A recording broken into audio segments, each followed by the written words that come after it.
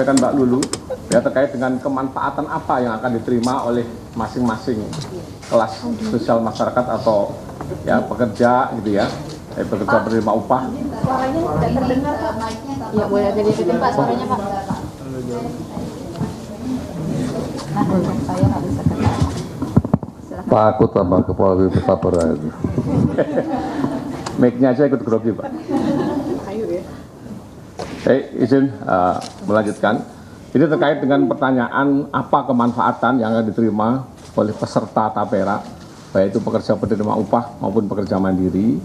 Yang pertama saya jelaskan dulu, bahwa mengacu pada indeks keterjangkauan residensial, harga rumah dikategorikan terjangkau apabila tidak lebih dari 3 kali penghasilan rumah tangga dalam setahun, atau maksimal indeks 3. Kondisi saat ini, pada 12 provinsi di Indonesia, ini data ya, masyarakat masih sangat sulit untuk menjangkau kepemilikan hunian dengan harga yang terjangkau dengan kemampuan penghasilan mereka, bahkan di beberapa provinsi yang populasinya tinggi seperti di Jawa dan Bali, angka keterjangkauan residensialnya sudah di atas 5 atau sangat tidak terjangkau.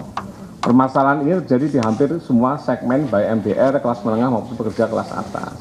Nah, dari sini kemudian Tapera hadir, ya, sesuai amanah Undang-Undang Nomor 4 2016 tentang Tapera, ya, untuk meningkatkan kemampuan atau affordability masyarakat untuk menjangkau harga rumah tersebut. Melalui apa? Melalui penurunan suku bunga yang pada akhirnya menurunkan besaran angsuran bulanan peserta.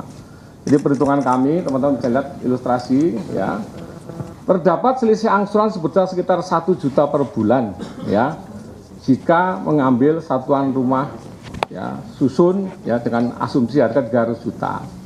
Ya, ini kita ilustrasinya kalau ya memakai KPR komersial angsurannya kurang lebih 3,1 juta per bulan. Ya, dengan asumsi bunga 11% ya. Nah, kalau KPR Tapera itu hanya 2,1 juta per bulan. Itu sudah termasuk tabungan. Karena sebelum mendapatkan benefit atau manfaat peserta harus nabung. Untuk apa? Ya, untuk menunjukkan apa kemampuan kapasitinya dalam mengangsur. Ya. Jadi secara tidak langsung dengan menjadi anggota Tapera dia nabung setahun, ngajukan KPR, itu meningkatkan bankability dari peserta. Cukup dengan melihat dari track recordnya dia nabung selama setahun. Ya, ya, itu manfaat kedua. Jadi kalau benefit ini jadi lebih hemat sekitar 1 juta per bulan dibanding KPR komersial yang dapat digunakan ya untuk kebutuhan-kebutuhan lainnya dari peserta. Ya.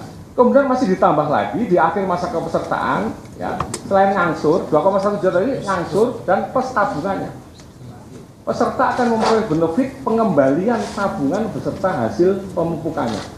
Ya, hanya dengan 2,1 juta. Yang 3,1 juta kalau angsuran komersial itu udah angsuran doang, nggak pakai tabungan. Ini 2,1 udah plus tabungan yang akan dikembalikan pada saat masa KPR-nya selesai. Ya. Untuk itu, ya untuk peserta ASN juga kami harapkan di forum ini, ya, dan juga pemberi kerja untuk melakukan updating data peserta melalui portal kepesertaan di website Tapera www.tapera.id. Itu barangkali terkait kemanfaatan. Jadi siapa saja peserta Tapera ini masih juga menjadi perbincangan di ruang publik, Pak. Siapa saja pesertanya, wajib atau tidak sebenarnya, mekanisme pembagian beban iurannya seperti apa, pengolahan dana dan juga penyalurannya, serta tadi kami sudah melihat simulasi. Silakan Pak dijelaskan. Baik, terima kasih. Ya, terkait siapa saja yang wajib menjadi peserta, wajib atau enggak kan itu pertanyaan. Ya. Kalau melihat substansi Undang-Undang Nomor 4 2016 tentang Tapera, ya, harus dipahami, tidak semua pekerja diwajibkan menjadi peserta Tapera. Hanya yang pendapatannya lebih dari upah minimum.